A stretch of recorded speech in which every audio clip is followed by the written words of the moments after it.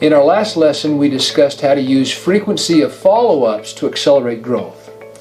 Today, let's discuss 3 of the most common mistakes managers make when approaching feedback. Now, mistake number 1, we call it bookending feedback. Bookending feedback is when we start with a nice comment, throw a problem in the middle, and then end with more nice stuff. This approach is confusing because the areas to improve get whitewashed with the positive information. And so it's designed to make the performer feel good and not address the real issues. Mistake number 2, sugarcoating. We sugarcoat when, in an effort not to offend, hurt, or disappoint, we are too nice with the feedback and don't tell them straight. We give feedback that is not specific, don't include examples, numbers, and data to illustrate our point. When our feedback is vague and we minimize difficult feedback, we're doing a huge disservice to those that we're coaching. Mistake number 3, negative Nelly. We may think we are offering constructive criticism, but consistent negative feedback is received as unending criticism. Well-intended supervisors overlook any positive results, behaviors, or traits and focus on identifying flaws and offering advice on corrective action. This results in loss of confidence and being overly dependent on their boss. So here are some tips for a better approach to feedback.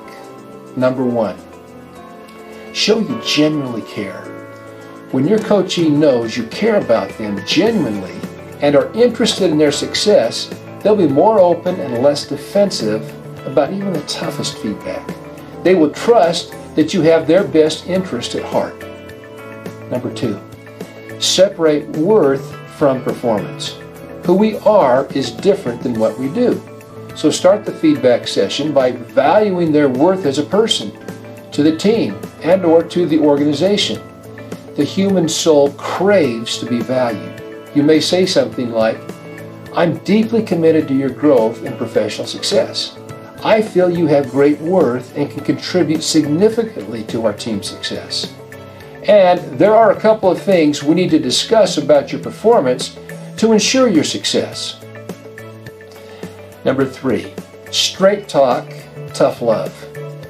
Most organizations are too nice and provide inaccurate, kind feedback in an effort not to offend or make anyone feel badly. That is cruel and unfair and breeds mediocrity. People have a right to know how things really are and the areas of improvement so they can grow and make progress. Number 4, strive for 3-to-1 ratio of positive over negative feedback. Research indicates the difference in people flourishing versus floundering is the ratio of positive to negative feedback. The magic ratio is 3-to-1 positive over negative. Just like water freezes at 32 degrees, 3-to-1 is the threshold to ensure a flourishing, winning environment. Number 5, don't judge feedback as good or bad feedback. Feedback is simply information. Feedback on what a person is doing well is equally valuable as feedback on areas to improve. What's most important is that feedback be heartfelt and honest, and that it's intended to improve the success of the performer.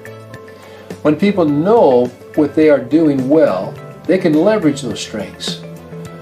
When they're clearly aware of deficiencies, they can tend to self-correct. So when giving feedback, the words you use are important. When you embellish, like use the word great when you really mean good, or use the word okay when you really mean horrible, the listener has to unpack and unwind what you're saying and will likely not get much value out of your feedback. As you have opportunities to give feedback over the next few days, your assignment is to pick words that are precise and accurate to what you see and feel.